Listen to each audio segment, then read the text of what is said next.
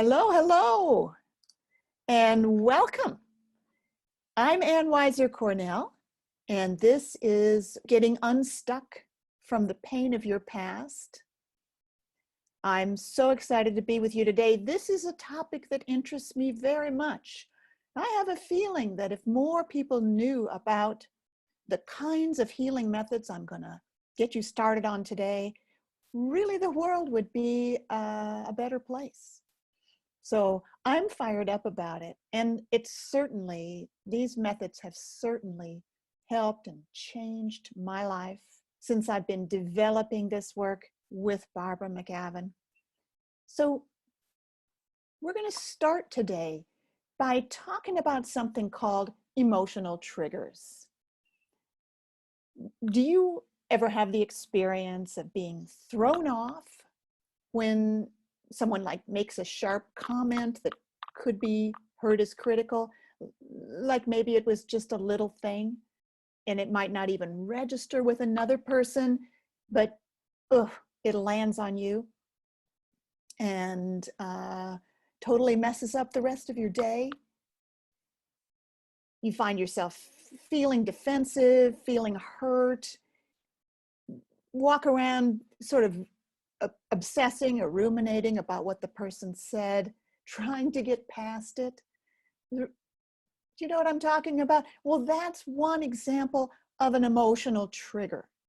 Something happens to set it off. Sometimes we don't even know what that is. And we're thrown into an emotional reaction that affects us for much longer than it should. You know what I mean? And it limits what's possible for us now. When we have those kinds of things that go on for us, we're living a more limited life than we otherwise could. You know, when I started my own journey of emotional healing many years ago, I had no idea how important healing my past would become. I thought I was just dealing with problems in the present. And it was my process itself that kept taking me into my past, to the roots of the unhealed pain. Well, you know, by now I've been helping other people heal these emotional triggers that have their roots in the past for over 35 years now. And here's one very important thing I've learned. Emotional triggers are connected to pain from the past, unhealed pain. They're a way that your past hurts affect how you see, hear, and experience things in the present. And that's too bad. Life can be tough enough as it is without also carrying your past around with you. So today, I've got some helpful things I'd like to share with you. I've got 3 different exercises to share with you. Specifically, I'm going to talk about how to recognize when your past is affecting your present. Then I'll show you one way to calm your activated emotions when they get triggered. And after that, you'll learn 5 ways you can tap into resilience when you need it the most. And finally, we'll do an exercise about moving forward from the hurts of the past with kindness and self-compassion. So I look forward to doing that with you. And we start with the questions, why are we vulnerable to getting emotionally triggered? How did that happen in the first place? Well, we get emotionally triggered now because at some time earlier than now, something painful happened and it didn't get resolved or healed, not then and not at any time since then. And to say it was something painful that happened is a bit oversimplified. So specifically, it was something that we needed for our life to fully move forward that we failed to receive, either once or repeatedly. And at that earlier time, often in childhood, there was a stoppage of life fully moving forward. That term is from my mentor, Eugene Gendlin. There was a stoppage of life fully moving forward that we didn't have the resources to recover from at the time. And we didn't have those resources in ourselves, maybe because we were so young, and we also didn't find those resources in the people around us. And that's what we would have needed for what happened or didn't happen to not become a stoppage. So we carried the stoppage with us as an unhealed frozen pain that can be triggered by events now. And back then, there wasn't a way to recover. Our parts developed strategies to enable us to at least go on and get by. And often those strategies are ways to suppress or hide our emotional reactions. And when we get triggered, the strategies are what we go to now. And they're trying to help us, but they're things like maybe lashing out defensively or going to addictive behaviors or shutting down. So we have a whole cycle of inner events that are connected back to that original time of stoppage. Well, the good news is that you can start to recognize when your past is affecting your present. And you know, right now we're all facing a global crisis that's bringing up a lot of feelings in the present time, putting us under more stress, meaning we're more vulnerable to getting triggered as well. For one thing, the uncertainty that we're facing is a powerful trigger that can take us right back to past moments when we felt unsafe and where we didn't know what was happening or how things would turn out. So I'd love to hear what triggers you, and take a moment to share that if you like. Yes, my spouse's anger. Not being respected.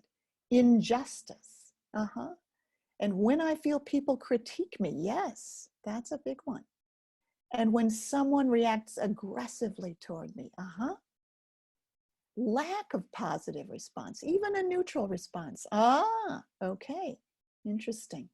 And telling myself that people are preferring someone else to me. Yeah, feeling ignored, definitely. And feeling blamed, uncertainty about finances, sure, scary, I know. And the feelings of being put on hold, someone is just doing their job. Wow, so many of you can relate to what I'm talking about. Now, here's my next question. What do you do then? So painful feelings have been triggered in you and they feel like they're taking you over. What's your typical reaction to that? Or what's a reaction that you have that you feel like is maybe not as helpful as what you'd like? Withdraw, eat, yes. Demand that my mom answer me, yeah. What do you typically do that you realize isn't actually probably the most healthy thing to do? Running away, yeah. Shutting down and just feeling wounded. Pressure in the head, feeling, freezing. Wow, yeah, definitely. Oh, I think we're all in the right place. Yes. Now, I'm hoping that by the end of this webinar, you'll have some helpful practices you can use to get relief from all sorts of triggers. And let me tell you a story now about how the past shows up in the present. And this is a story about my student John, who told me how when he was about 10 years old, his whole family was at a gathering, his extended family, so there were uncles and friends and things. And after dinner, the men sat around the dining room talking. And John had reached an age where he was drawn, he didn't just want to run off and play with the other kids. He was drawn to being around the men.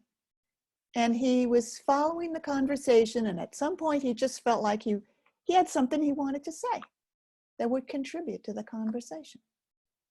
So he did, he said something.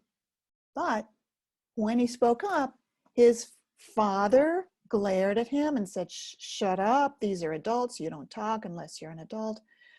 And that was harsh treatment for a kid at that age, just beginning to feel himself, becoming an adult, maybe someday, beginning to take his place in the world, to let his voice be heard. Maybe at another time it wouldn't have mattered so much, but it happened at a critical moment. John told me that was his chance to be a man with other men.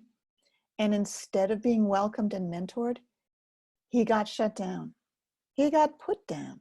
He got told he had nothing of value to contribute. And although his body continued to grow, that 10-year-old boy got frozen. And he was always in there wondering, am I an adult yet? How do I know when I'll be allowed to speak? And you can imagine how this kept him quiet in moments when he could have contributed, how it kept him small when he wanted to stretch into something bigger for himself. Like all the way through college and engineering school, John was the quiet one in the room.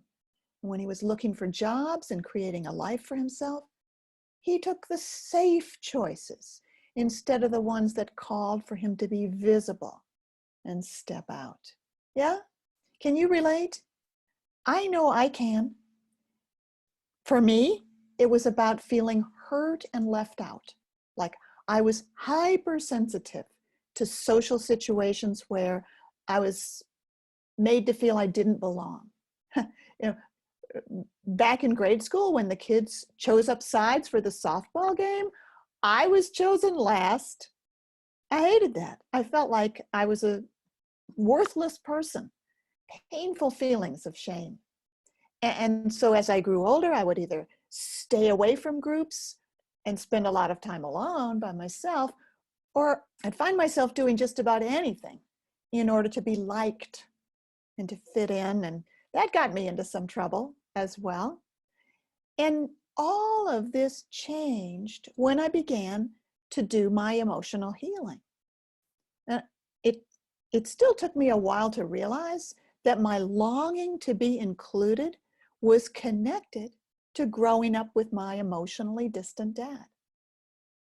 And I would get memories of reaching for dad and having him turn away. So this unfinished relational movement, I reach for him, and instead of coming to meet me, oh sweetie, he's on his way to be alone in his study. And as a result, because kids try to make sense of the world, I formed beliefs like, I can't be loved, and I'm not pretty. And I carried those beliefs for a long, long time. But eventually it was being able to connect with the early hurts with self-compassion that enabled events in my present life to stop triggering me and enabled me to feel like I was living my life again. And what a gift that is to carry on with life free of the hurts of the past. Yes.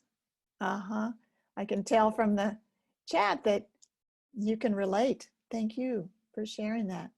Well, knowing you're triggered by your past is the first step toward change, because it's hard to change something you're not aware of. And once you know, you can start to watch how reactions to triggers show up in your life, and you can start to heal the hurts they're connected to.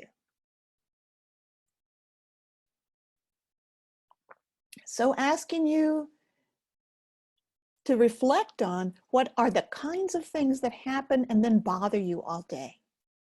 Many of you have already written this, but it's important that we're pausing together and being aware of this kind of thing, like what makes you suddenly angry or anxious, and what situations shut you down and make you feel like you want to withdraw from other people.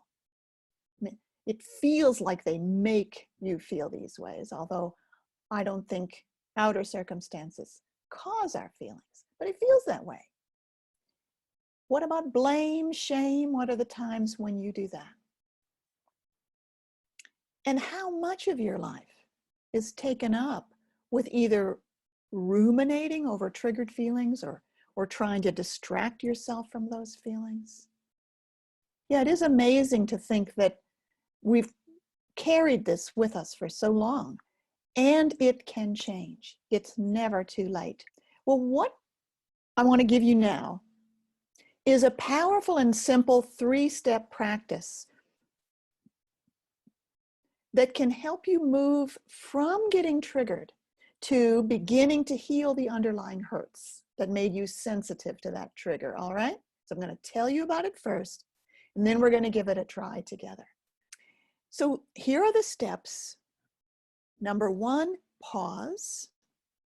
Number 2, acknowledge the present. And number 3, acknowledge the past. Okay, pause, acknowledge the present, acknowledge the past. Now, how does this work? Well, let's say you're on the phone with your friend. She's making all kinds of suggestions about what you should do with your life. And you're not really aware of being bothered by it, but your friend says, "What's wrong?" And you say, "Nothing, but I've got to go." And then 10 minutes after you hang up the phone, you're a third of the way into a box of cookies before you even realize it. So clearly you got triggered by something and fell into an automatic habit of numbing the feelings. All right, well, how would this look with our 3-step process? Let's go back to that phone call. Now, during the call with your friend, you would realize that something is off. You take a deep breath and pause. And in the pause, you notice a feeling of irritation, even though you're not sure why. And you realize you need to give yourself some space, so you say kindly to your friend, "Know what? Can I call you back?" And then once you're off the phone, you say to yourself, "Something in me feels irritated." And you wait. And maybe you also sense that your chest and throat are feeling constricted because you're turning toward how you feel right now. And you say, "Hello, I know you're there," to the feelings in your body. Acknowledge the present. And now you say to yourself, "Something in that phone call triggered a past pain for me. What was it?" "Oh, it was my friends suggesting what I might do, giving me lots of suggestions." "Oh, I see. That reminded me of the way my mother used to tell me what to do, as if I had no right to make my own choices." Uh-huh. Yes, this reminded me of that. And a deeper breath comes. Okay, so these small steps, pausing, acknowledging what's happening now, and then acknowledging how your past comes into it. These are powerful steps of emotional healing. So we're going to go through all of that again. So number 1, pausing means when you pause, you're moving out of your reactivity and into conscious awareness. You're intentionally slowing down, like pressing the pause button. And in the space that pausing creates, it becomes possible for you to notice what's going on in your feelings and thoughts, which is going to be step 2. Step 2 is acknowledging how you feel by saying, "Something in me." And this phrase has a very specific kind of helpfulness. When you say, "Something in me feels," You're acknowledging that you're more than just that feeling. So you could try it with me right now, that phrase, I am irritated, I am annoyed, I'm upset, I'm angry, I'm anxious. Whatever, just pick a sentence, I am, that has been true for you recently, and change it to something in me. Something in me feels or is. Can you feel the difference? I'm irritated. Something in me is irritated. You're not any less irritated, but you're also bigger than the irritated. Do you see? So that is one powerful way to acknowledge the present. When you're feeling triggered, reactive, and it gives you some space where the feeling gets to be here. You're not pushing it away. You're not trying to numb it out, but you are there acknowledging it. Okay? So that's step 2. And then step 3 is about acknowledging the past. And if you were triggered, you can be sure your past was involved somehow. And often you don't know how. Sometimes you already know. But in our story, the person on the phone just felt irritated and didn't know that it was about the past. Got off the phone, paused to sense, and then realized, oh. And so the invitation is, I know this is bothering me more than it would. Is there something that's being triggered right now? Something about that, triggered, it seems like it triggered a past pain for me. And then pause and sense what that is. Yeah. Sometimes you can tell what it is. You don't even have to. Actually, this method works just by acknowledging. Just by acknowledging that something has triggered the past for me, even if I don't know yet what it is. All right? Now we're going to do that together as an exercise. All right? Now, you might want to stretch a moment. All right. So we're going to do these steps together. And we're going to stay very present moment, because I suspect that even listening to this webinar has brought up something in you, feelings, reactions. So we're going to take exactly what's here right now for you.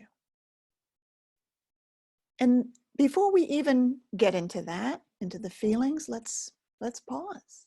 So pausing means I'm taking a moment.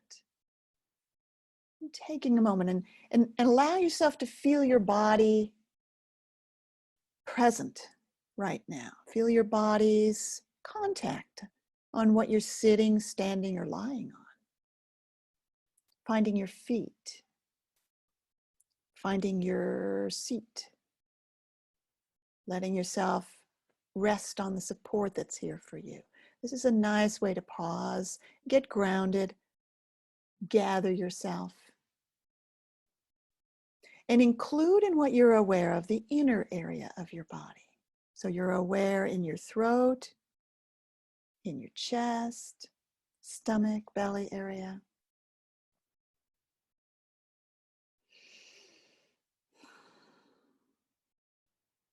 And you're pausing to acknowledge the present. Taking time to turn toward yourself, toward your body sensations and your emotional states right now. Something has very likely been stirred up by what we've already been talking about.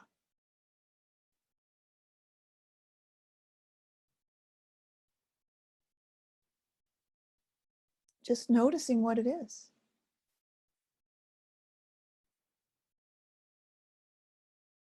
And it's okay if it's hard to put into words. Don't worry about that. There's no need to put it into words. You can say this feeling and notice where you feel it.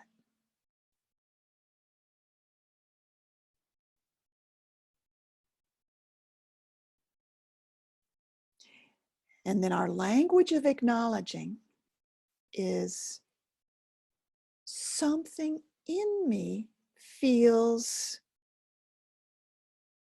if you've got a word, put the word in. Anxious, heavy, scared.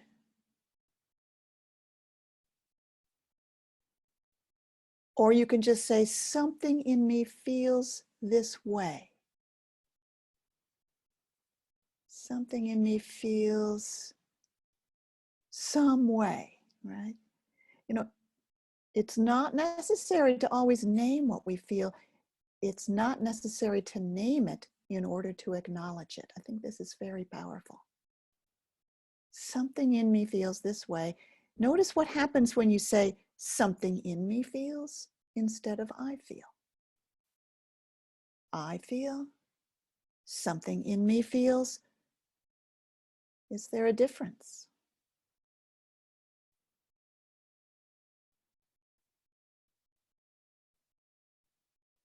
I'm leaving time because things take time. Okay, step 3. Something probably triggered my past. This feeling is probably connected to something in my past.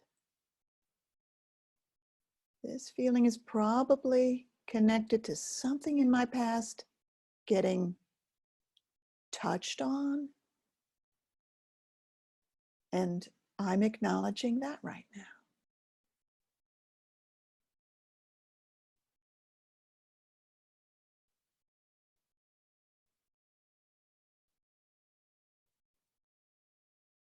You might or might know what that is. Notice what difference it makes to acknowledge that the present feeling is probably related to the past, even if you don't know how. That is acknowledging. That is acknowledging the past.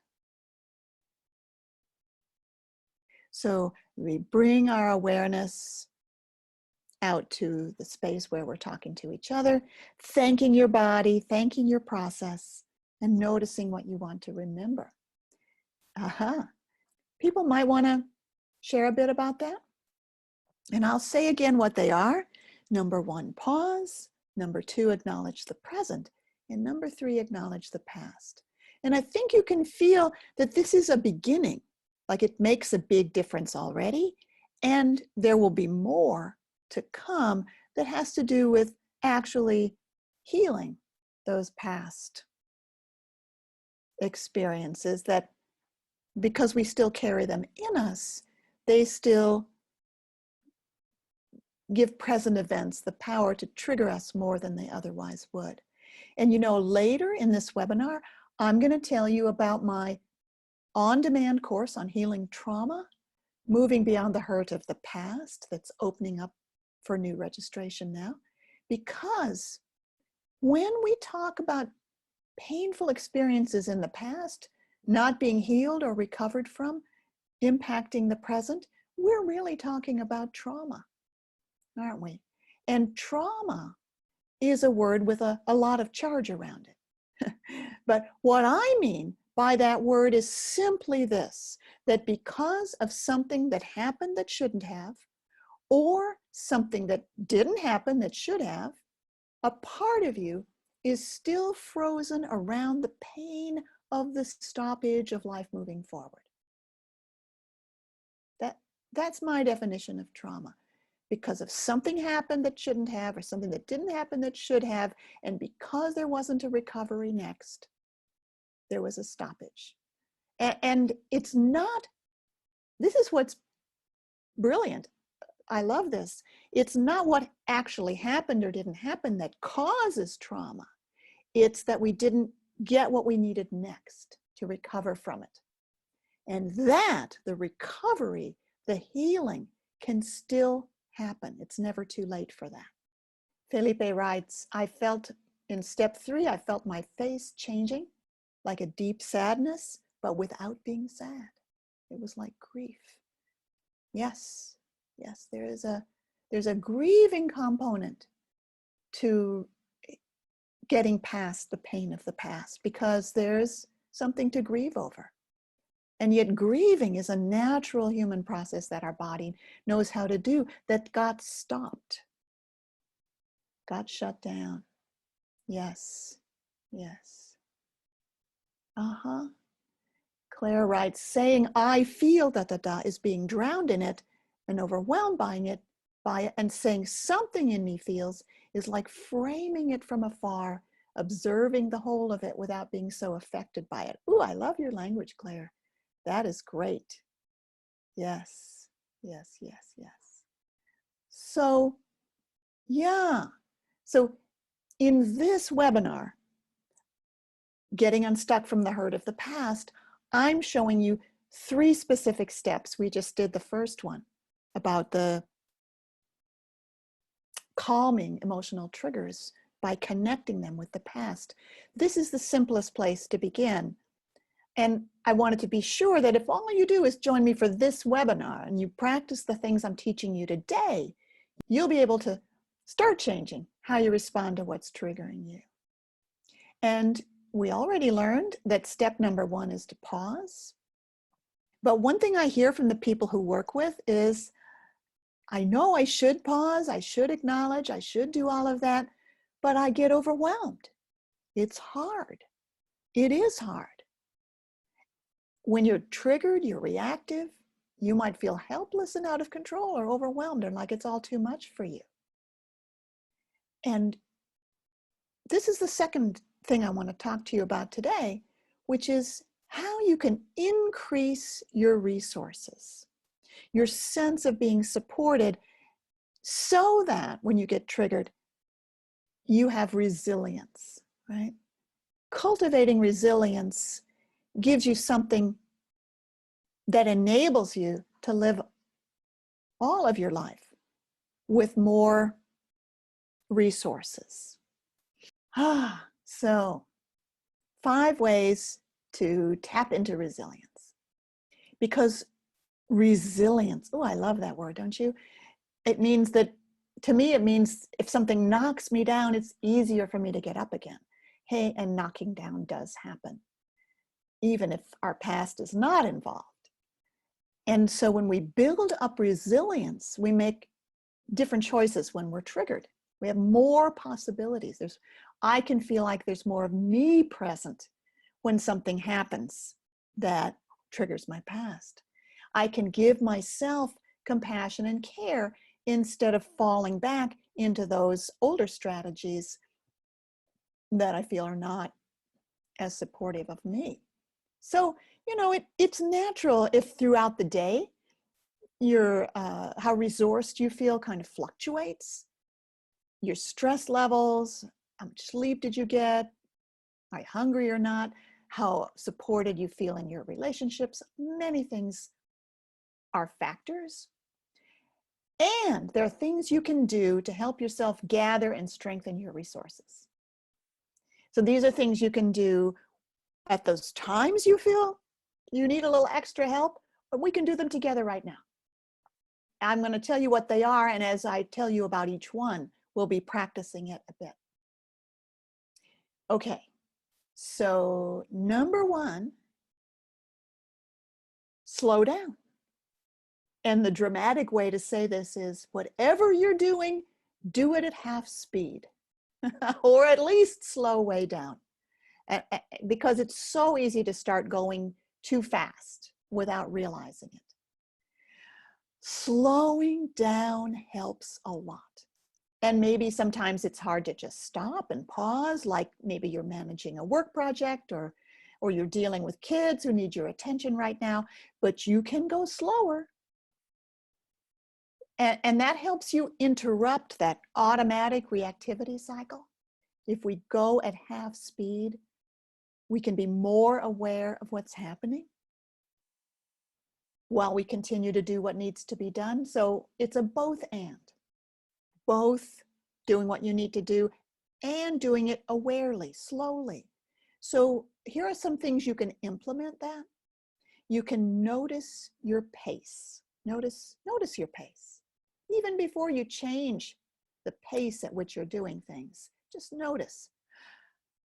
Am I doing this fast? How fast am I? How fast am I right now? And how does that feel in my body? And then we can intentionally slow down. Like if you're typing, type more slowly. If you're speaking, you can speak more slowly. You can use your breath to remind you to go slower. And then notice how your body feels when you've slowed down.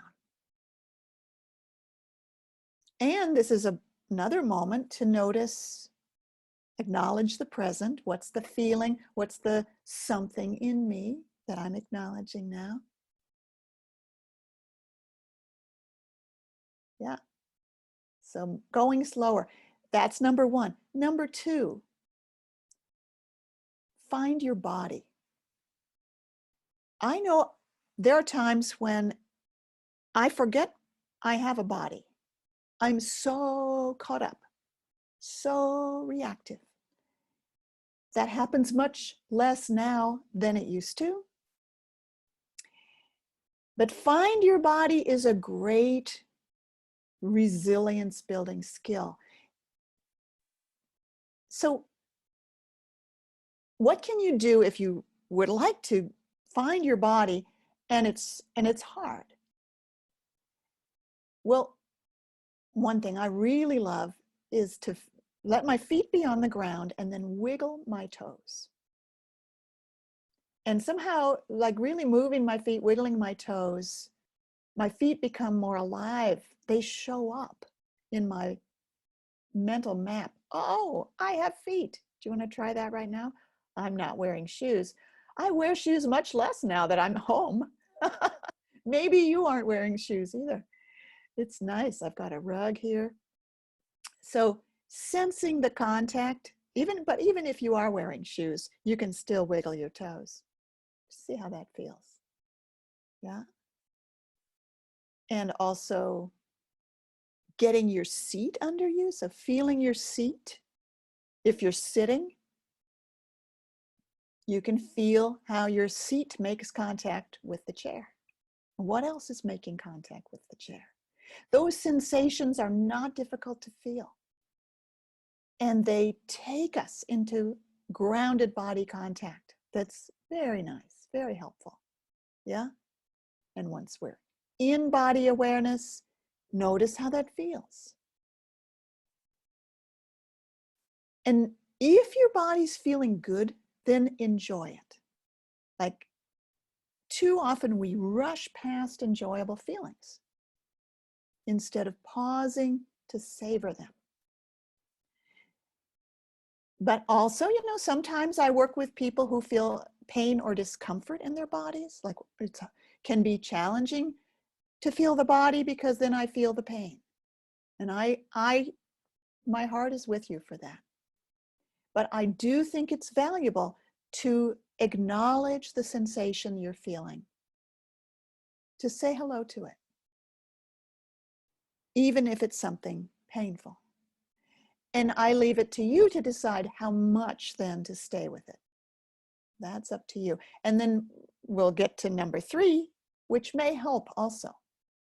So number 3, I saw Dinah write, happy toes. Yes, that's great.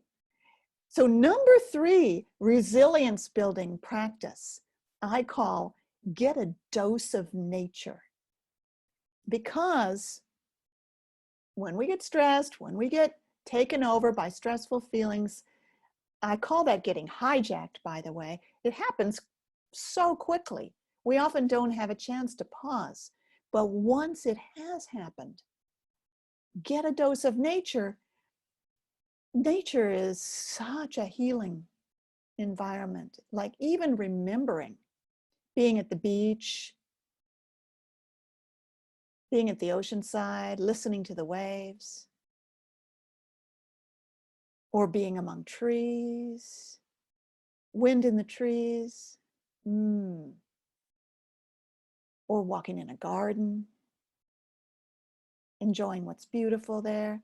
You know, really, luckily, you don't have to travel far to access nature. You can stick your head out the window or look out. The sky is there, even if you live in a high rise. Next time you take a walk, smile at a tree. Notice the texture. I've got some butterflies in my garden. I love watching butterflies. A friend of mine just chuckles all the time at the squirrels outside her window. It's okay to look out the window. It's okay to take a nature break. It's important. And speaking of toes, speaking of happy toes, wouldn't it be great to put your bare feet in the grass? And even if you can't do that, to imagine doing it, to remember doing it. So these are great ways to get a dose of nature. Yes, that's right. Yes, Sue writes, even thinking of nature brings a deeper, relaxing breath. What a gift it is to live in this world of nature, which we belong to, which we are part of. Yes, beautiful. Okay, so that was number 3, get a dose of nature. And number 4 is give yourself a hug. So, I mean, like, literally give yourself a hug. Do you want to try that right now? If you're in a place where that would be odd, you can do it inwardly, but Now, touch is so soothing to the nervous system, and when you're giving yourself a hug, imagine who in there is receiving the hug. Who are you hugging inside? See, maybe a younger one inside you got hurt at some point or is feeling some hurt right now because of some things we're talking about in this webinar. So you can whisper to that younger you, I'm here with you now.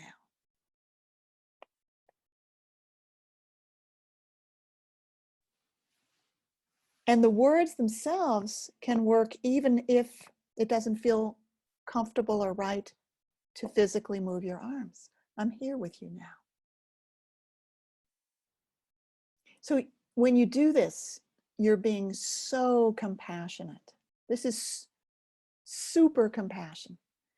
And another thing that's going on, have you noticed? Like the phrase, something in me, this process allows you to feel that you're in relationship to the hurt one inside you. And that's very different from feeling that you are hurt. Do you see what I'm saying? So there's I'm hurt, I feel hurt, I feel angry, and then there's I'm saying hello to the hurt one inside me, and I'm saying to the hurt one inside me, I'm here with you now. This practice builds resilience. It's also something that we're going to build on to heal this younger self inside. So notice how that feels to you now. Glad you're liking that. I see in the chat that people are finding it helpful. That's great. That's great. All right. Well, we'll do another exercise a little later with some more of that. But now I just want to tell you the 5th way to tap into resilience. Remember, I'm talking about being bigger than the feelings that get triggered inside you. it's interesting. Being bigger than our feelings is not the same as rejecting our feelings. Being bigger than our feelings is being a holding, compassionate container for how we feel. And so if you want to just physically hold out your arms and remember that that's how big you are. You're that big. Yeah? And imagine being big enough for all your feelings, big enough for your anger, your fear, your sadness, your joy, your wonder, your gratitude, your love. You're big enough for all of that. And you don't have to do anything because it's already you. You are already that space. This is just the practice to remind you. Yeah. So try that right now. I bet you are. I can't see you, but I bet you are. Holding your arms out wide, or you could just imagine doing that.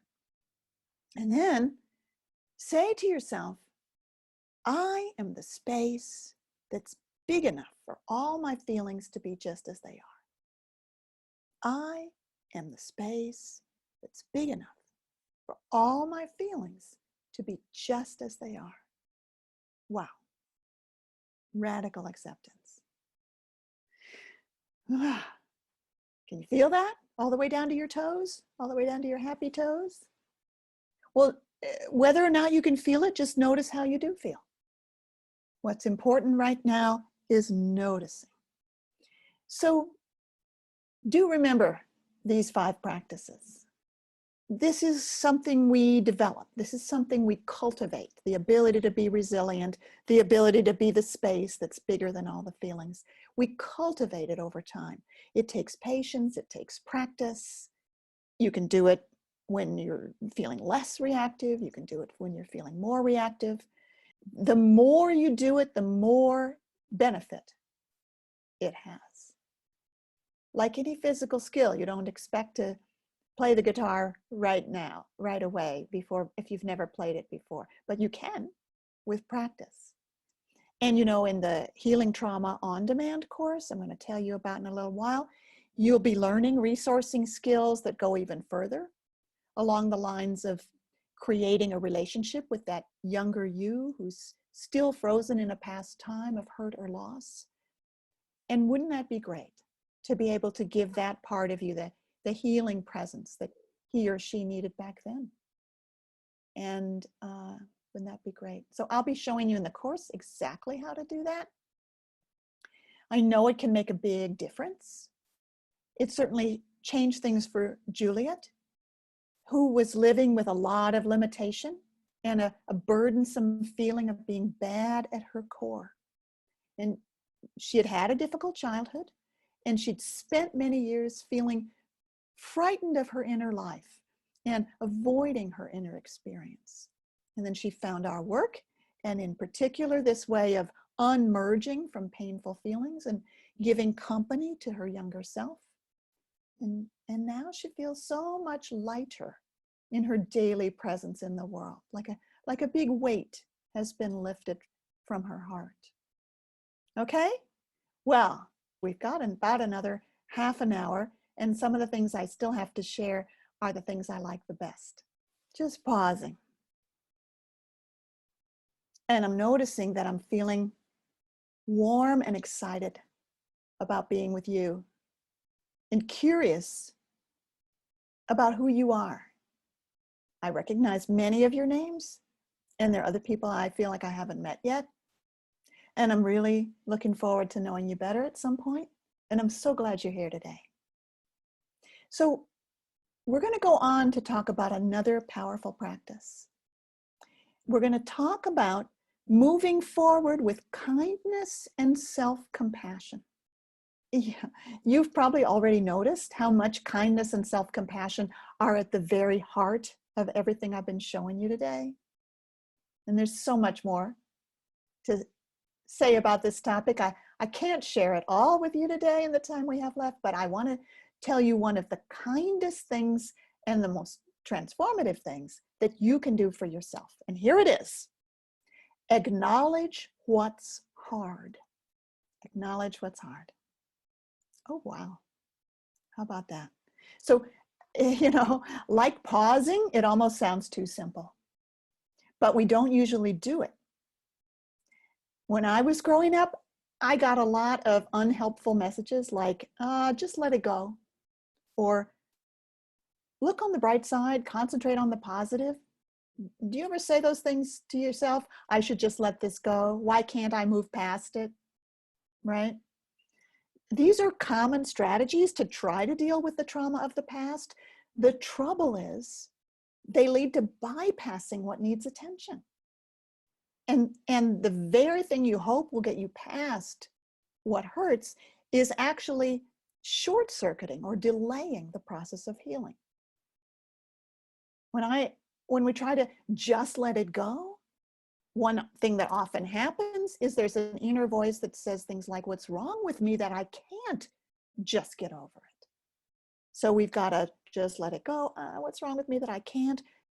And it can add shame and self-blame to an already painful situation. So somehow on the outside, we got the message that we shouldn't be so upset. Maybe we even picked up that our upset feelings were upsetting our parents, and that our upset feelings might even have brought down punishment on us. So managing those feelings by suppressing them became a way of life. And it interrupts and short circuits what can actually help change happen. And so with so many of us pushing ourselves to just get over it, it's a truly radical act to stop and simply acknowledge that something is hard. Just acknowledging that something is hard can be a truly great relief, like laying down a burden you've been carrying. So we're actually going to do an exercise right now so you can experience that for yourself. And after that, the questions and so on. All right, you ready? Yeah, I enjoy people writing in the chat about, yeah, cheer up, get over it. Don't be bothered by it. Other people are worse off than you. So let's start by inviting you to take your time to settle into your body.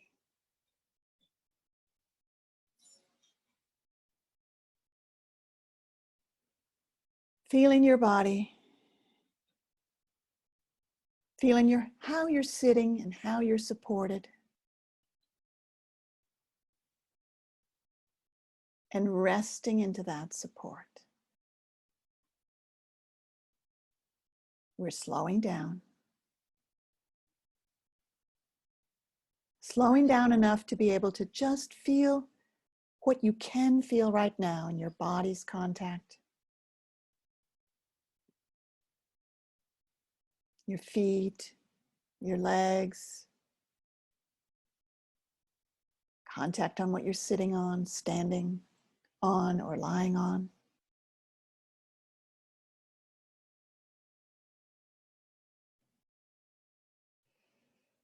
Feeling your breathing. And recalling your resources. So remembering a time when you were in nature, being around something green and alive, beautiful. Letting the memory of that be here. Letting that come into your body, the memory of being in nature. Taking your time to gather a sense of what feels good right now.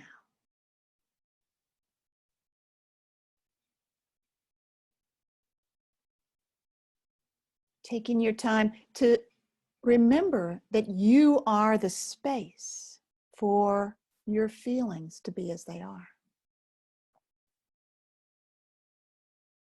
And letting your awareness come inward, sensing the whole inner area of your body. Your throat, chest, stomach, and abdomen.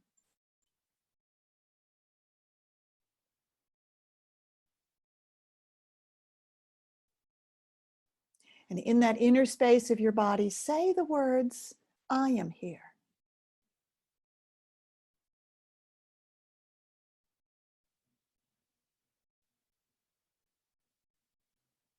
and pausing to sense if there's some way that you're carrying in your body a feeling of how life is these days. I'm saying how life is these days because I'm assuming that for you, like me, that is sometimes hard.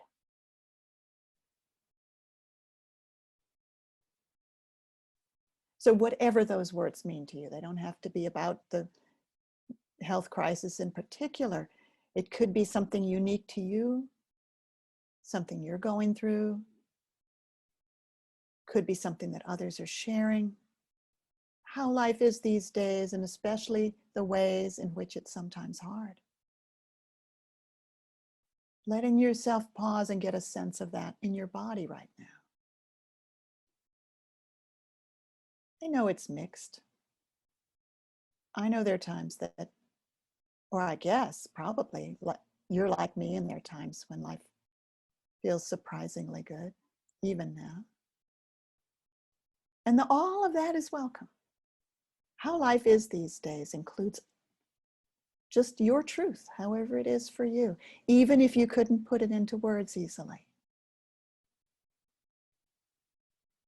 Pausing and sensing.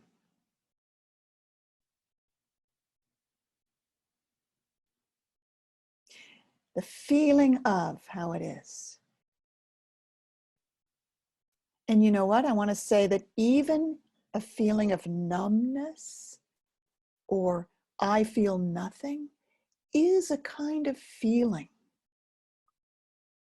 Especially when you ask the question, how do I feel about how life is these days? And then what comes is a kind of numbness.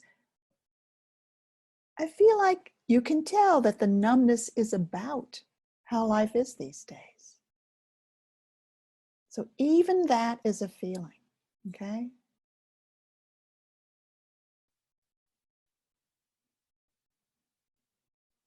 And maybe you can tell that there's a part of you that doesn't want to feel this, doesn't want to feel especially how hard it is.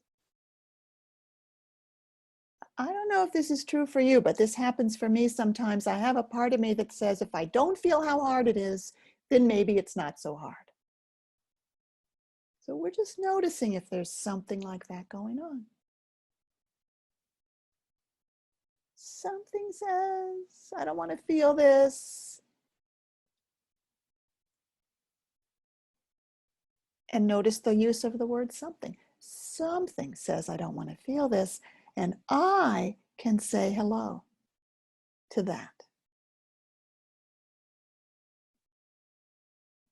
Nice. Okay. So you said hello to the one that didn't want to feel it. And you're still here being the big space, and see if it's okay to simply acknowledge inside the ways in which it's hard. I'm acknowledging it's hard. I'm acknowledging it's hard sometimes.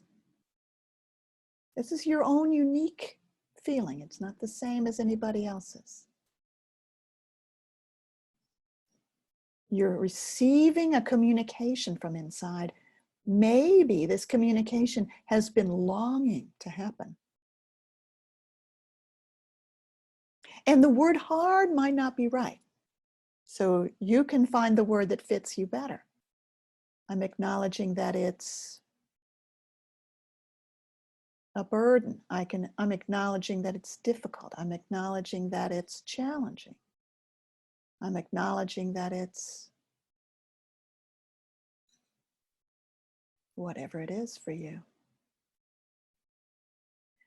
And so what you're doing is you're saying inside to yourself very kindly, yes, I hear you.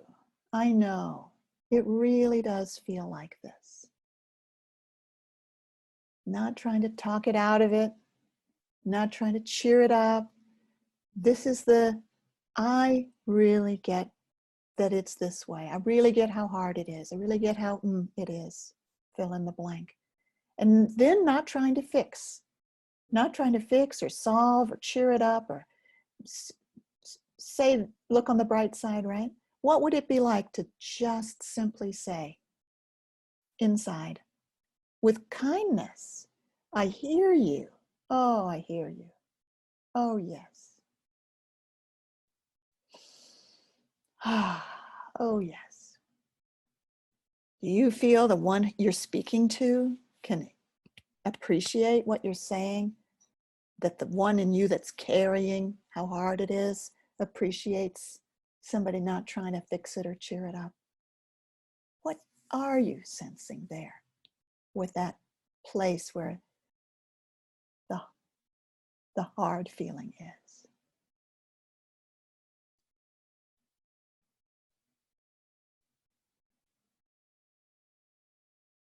And might this be something you would like to return to and do again at other times? Something to remember, to pause, to sense how it is, and to acknowledge if it's hard, how hard it is. Wow. So we're going to bring this exercise to a gentle completion. But maybe you want to remember what it was like to do this exercise and have it be something that you can come back to. And how was that for you?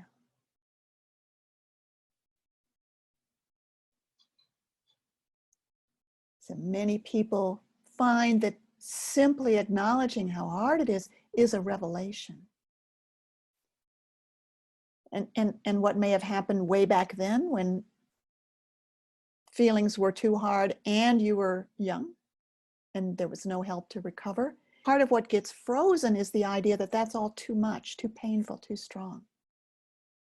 And when you show up and acknowledge how hard it actually is, something happens that's really wanted as that next step. It's hard. Oh, I really hear how hard it is. You feel that? Yeah. Finally, we're letting ourselves know this has been impossibly hard, unbearably hard, painfully hard. We can have compassion for how hard it has been. And the compassion, of course, is key. Compassion is such a healing way to be with ourselves. Yes. And you know, in the Healing Trauma On-Demand course, I'm going to tell you a bit more about that now. We'll be looking at some of those especially hard feelings that emerge in response to trauma, like anger and grief and shame. We'll talk about the right to have your emotions, no matter what they are, and that right to, the feeling that I have the right to have my emotions. Traumatizing situations often took that away from us.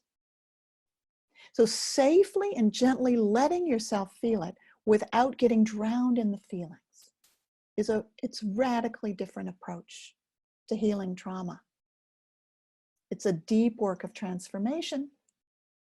And in the course, you'll learn a number of ways to be safely present to your emotions without feeling like you're in over your head.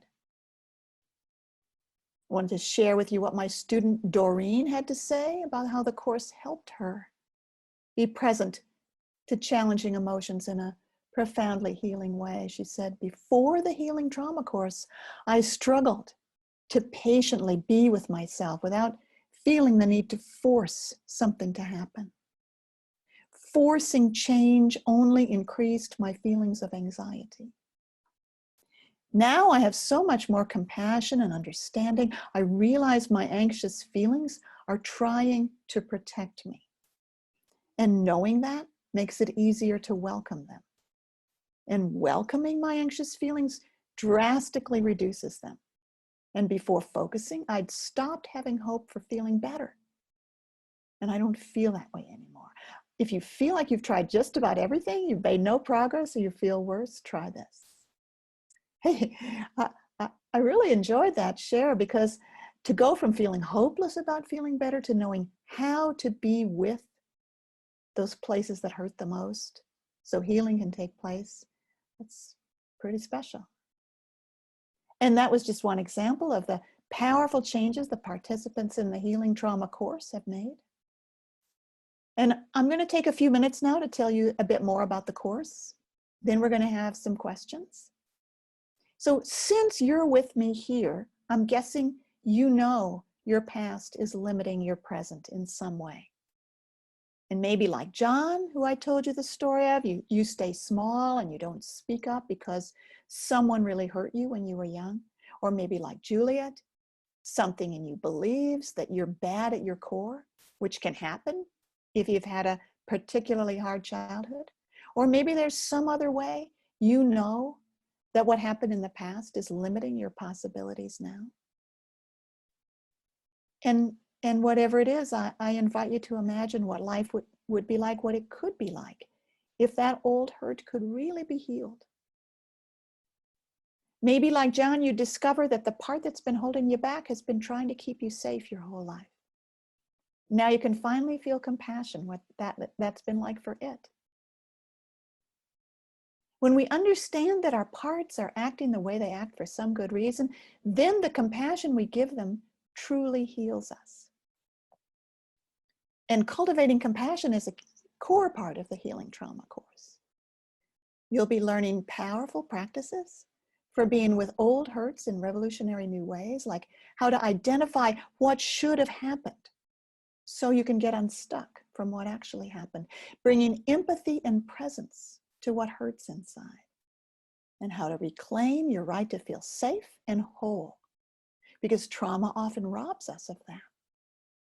How to deal with anger, resentment, and grief, which are common responses to trauma that usually get shut down. And how to move forward. Let the past be in the past. Because trauma is not what happened to you. Trauma is what didn't happen to you next. And what I mean by that is that our bodies know how to heal and recover from trauma if we're given the loving, supportive environment we need from the people around us. So it's not what happened that causes trauma, it's that a healing and recovery process afterward is missing. So the Healing Trauma On-Demand course is designed step by step to help you develop the skills and inner resources to give yourself what was missing, to create the loving, compassionate response the younger you needed back then and still needs now. And it's transformative work, which I believe will change your life. Like Micheline, who wrote, I've taken other courses that helped me get in touch with past hurts, but I was left wondering what to do with those feelings. And the Healing Trauma course gave me the tools I needed to be with my feelings. And now I'm there for me. I have resources that are nurturing. It's changed my relationship with myself and others. I'm more peaceful. I'm starting to enjoy life at a different level. So I love how she can confidently show up for herself, how it's changing not just her life, but also her relationships. So the Healing Trauma course teaches you the skills you need to be able to consistently bring compassion to the hurting parts of you. And it's full of powerful guided exercises and great information, but I also thought a lot about what might be helpful for you before the Healing Trauma course even begins. So when you join, you'll have immediate access to two great program bonuses. The first one is called Creating Safety Inside So You Can Do This Work, because before you begin to work with the traumas in your past, you have to feel safe enough to go there. And so this video bonus will help you prepare so that when we officially begin, you'll have more resources to support you. And the second bonus is called When You'll Do Anything to Avoid Working on Trauma. And there's so many things that keep us from giving ourselves the attention we need to heal. So many ways we can go into resistance and avoid addressing what has hurt us in the past. And of course, this is a part of you that doesn't want to go there. And in fact, resistance is actually a good sign. Well, I'll tell you why in this bonus and give you helpful ways to work with it. You might be wondering about the cost of the course and what you'll get when you register. Well, it's $297.